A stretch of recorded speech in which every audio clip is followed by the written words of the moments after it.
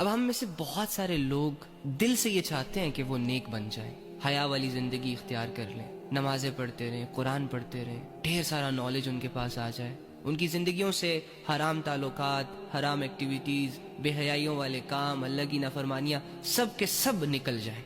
لیکن یہ چاہت، جو کہ بہت اچھی چاہت ہے، محض جب تک چاہت رہے گی نا، تب تک کوئی بھی بے حیا اپنی بے حیائیوں سے نہیں نکل سکتا، گنہگار گناہوں سے نہیں نکل سکتا، اللہ کے نافرمان اللہ کی نافرمانیوں سے باز نہیں آ سکتے۔ بس زندگی یوں ہی دو چار اچھی اچھی سوچوں کے ارد گرد گھومتی رہے گی، ختم ہو جائے گی، پتہ ہی نہیں چلے گا۔ نیک انسان بننے کے لیے، خود کو سدھارنے کے لیے دو چار قدم اٹھانے پڑتے ہیں۔ اور آج کل کے زمانے میں کہ جہاں بے حیائی کا سکوپ ہے، جہاں نفسا نفسی کی بھاگ دوڑ ہے، جہاں ٹرینڈز کو فالو کیا جا رہا ہے،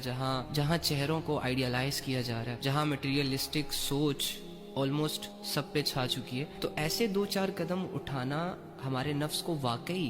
بہت بھاری فیل ہوگا۔ کبھی آپ کی سوچ آپ کا ساتھ نہیں دے گی، کبھی آپ کا دل آپ کا ساتھ نہیں دے گا، کبھی آپ کی ہمت آپ کا ساتھ نہیں دے گی، اور بس یہ زندگی ایسے ہی روزانہ گندگیوں میں گزرتی چلی جائے گی، اور خود کو بدلنے کے ارادے رکھنے کے باوجود ہم خود کو بدل نہیں پائیں گے۔ اور پتہ ہے اللہ کیا کہہ رہا ہے؟ اللہ کہہ رہا ہے لن تنالوا البر حتی تنفقوا مما تحبون۔ تم نیکی کے اس مقام تک ہرگز نہیں پہنچو گے، تم نیک نہیں بن سکتے تب تک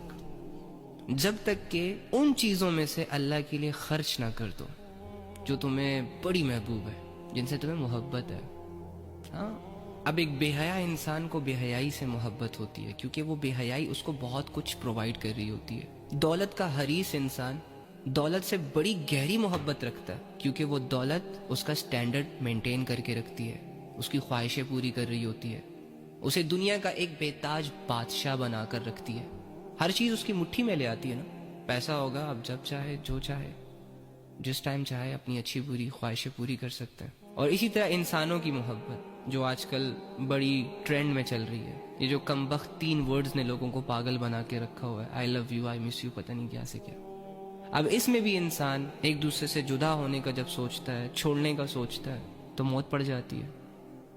تو دنیا کی محبتوں نے نا ہر انسان کو کسی نہ کسی درجے میں گھیرا ہوتا ہے، اور وہ دنیا کی محبت اس انسان کو بدلنے نہیں دے رہی ہوتی، کیونکہ جب انسان بدلے گا اللہ کی خاطر تو ڈیفینیٹلی دنیا کو لات پڑ جائے گی، اس کے گناہ اس سے جھڑ جائیں گے، اس کا بے حیائی کرنے کا دل نہیں کرے گا، کسی کو دھوکہ دینے سے پہلے 100 دفعہ سوچے گا، اللہ کے لیے رشتوں کو نبھائے گا، حلال راستوں پر چلنا شروع ہو جائے گا۔ تو ہمارے جو خود کو بدلنے کے ارادے ہیں نا، یہ سکے پکے ارادے ہیں، کیونکہ ہم دیکھتے ہیں نا یار کہ جو خود کو بدلنے میں واقعی سیریس ہوتے ہیں نا، تو پھر وہ دنیا کی پرواہ نہیں کرتے، اور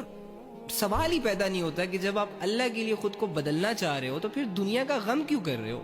اگر تم یہ مانتے ہو کہ تمہارا خدا اللہ ہے، اگر تم یہ مانتے ہو کہ تمہاری دنیا کی کامیابیاں، آخرت کی کامیابیاں اللہ کے ہاتھ میں، تو پھر تو اللہ کی فکر کرنی چاہیے تھی نا۔ تو ایک خوف ہے، ایک ڈر ہے دنیا کے چھن جانے کا، لوگوں کے ناراض ہو جانے کا، فالوورشپ گوانے کا، کچھ بھی، وہ ڈر ہمیں بدلنے نہیں دے رہا،